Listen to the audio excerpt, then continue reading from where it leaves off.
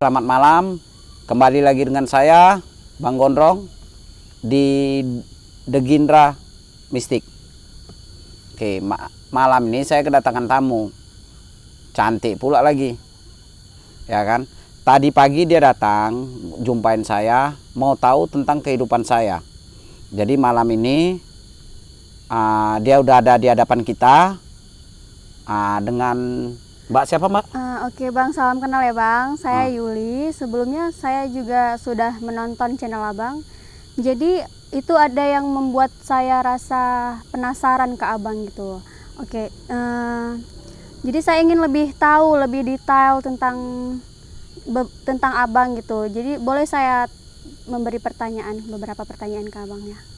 Kira-kira apa tuh, Mbak?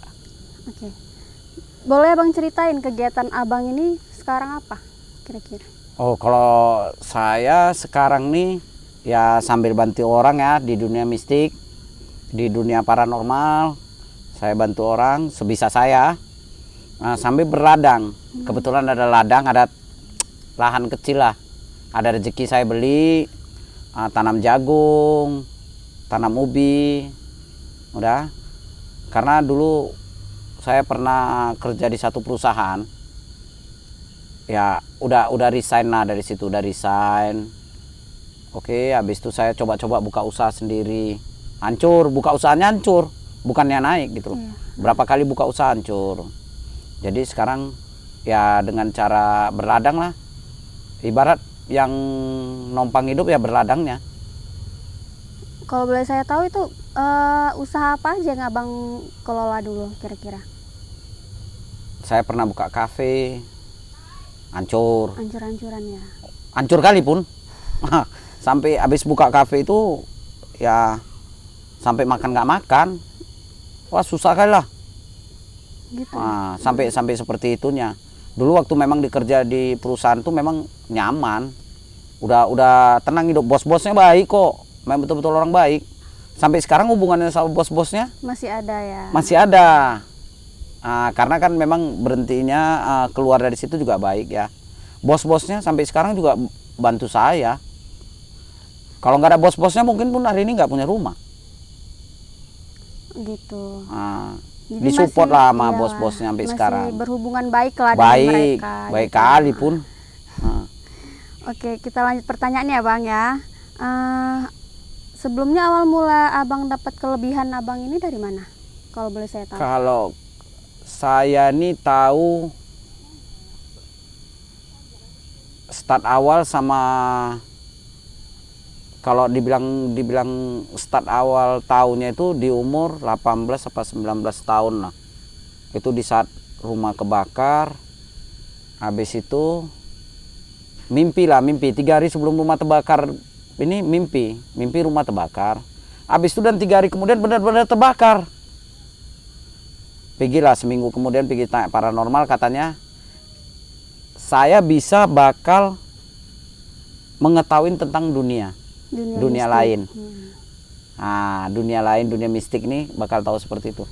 Ya udah, saya percaya, saya coba lah. Kalau dibilang bekal memang dari lahir sudah ada mungkin ya. Karena nggak ada guru. Kita nggak ada guru dan saya coba dengan meditasi.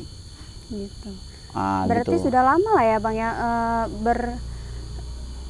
berkecimpung di sini gitu. Kalau berkecimpung di sini sudah ada sekitar 28 tahun lah. 28 tahun, lama juga ya? Udah 28 tahun. Tapi tanpa guru loh. Tanpa guru, dengan sendirinya Dengan gitu. sendirinya dan belajar. Dan memang berapa orang yang diobatin kebetulan. Berapa orang yang diobatin sih memang rata-rata ya ada hasil lah. Nggak besar kecil tetap ada hasil. Jadi cara Abang mengembangkan ini semua dengan gimana Bang? Kalau boleh saya tahu. Kalau cara saya mengembangkan iya. Ya dengan cara meditasi. Jadi awalnya itulah umur 28 tuh begitu habis kebakaran rumah itu tahu.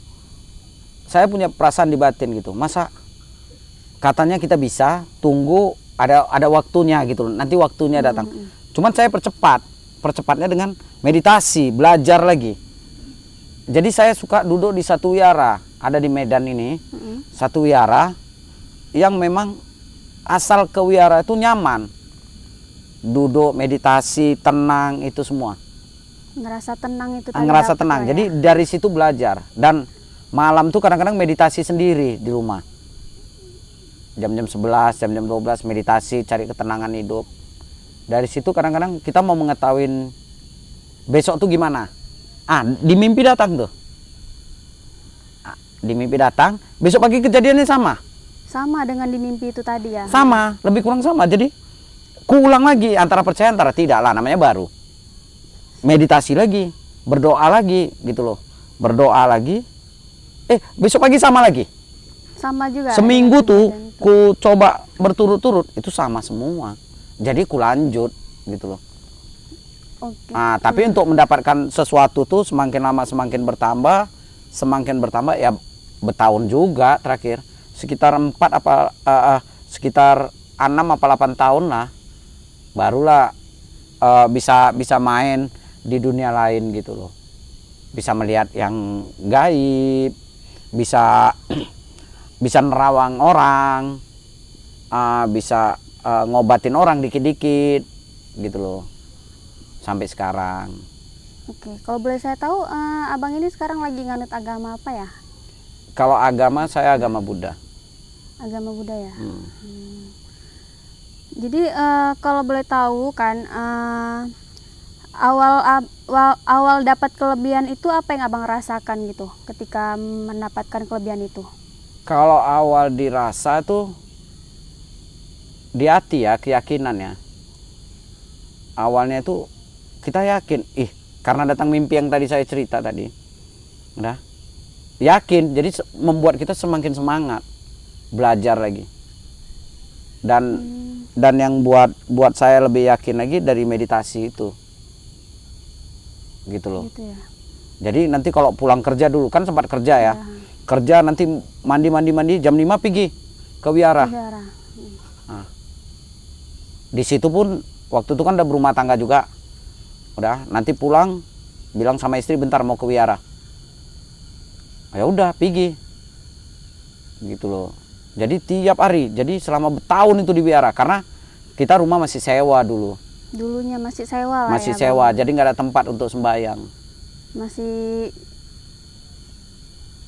sewa lah gitu ya, berarti. Oke. Itu cara abang mengobatinya itu gimana kalau boleh saya tahu? Itu biasa kan cara ngobatinnya, itu kita dengan cara doa. Dengan cara doa? Dengan doa. Jadi kalau misalnya saya mau ngobatin, kayak Mbak lah, Iya. Mbak minta tolong, misalnya punya masalah, entah kehidupan nggak tenang, ataupun minta diterawang ke depan, ataupun yang lain gitu loh. Kita minta, kita doakan Mbak. Berdoa dengan kepercayaan siapa, Bang? Kalau saya berdoa dengan kepercayaan saya sendiri. Tapi kalau Mbak, nanti saya suruh berdoa sesuai dengan kepercayaan Mbak sendiri. Oh, gitu. Nanti Mbak berdoa, apa yang Mbak mau, itu minta sama Yang Maha Kuasa. Minta sama Yang Maha Kuasa supaya Mbak itu, apa yang Mbak minta itu terjadi gitu loh. Tapi dengan doa Mbak ya, misalnya apa agama yang Mbak anut, ya Mbak sesuai silakan. dengan agama saya lah gitu ya kan. Mau apa agamanya Agama ngikutin apapun, aja. ya. Bukan mesti ikut agama saya, nggak mungkin. Gitu dia. Jadi kira-kira permasalahan apa aja yang biasa datang ke abang gitu?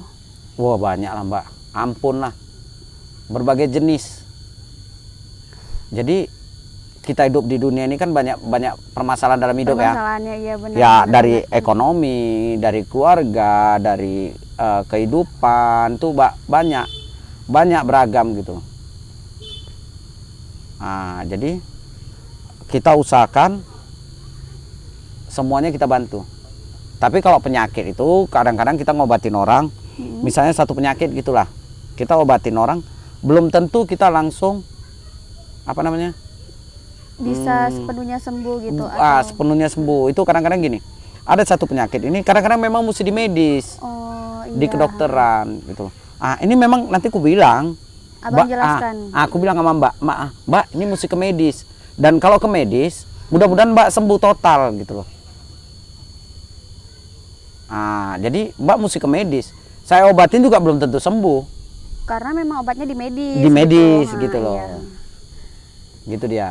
Jadi abang jelasi itu obatnya memang ada di medis lah ya berarti. Iya benar. Oke, pernah nggak sih bang ada orang yang datang gitu tiba-tiba minta hal yang aneh gitu ke abang? Oh banyak Mbak. Banyak, kalau minta yang aneh-aneh itu banyak.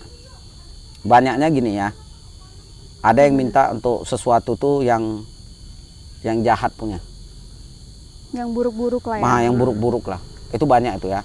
Contohnya kayak apa bang? Dengan mengharap rezeki yang besar, mengharap supaya ini hasilnya yang besar gitu loh.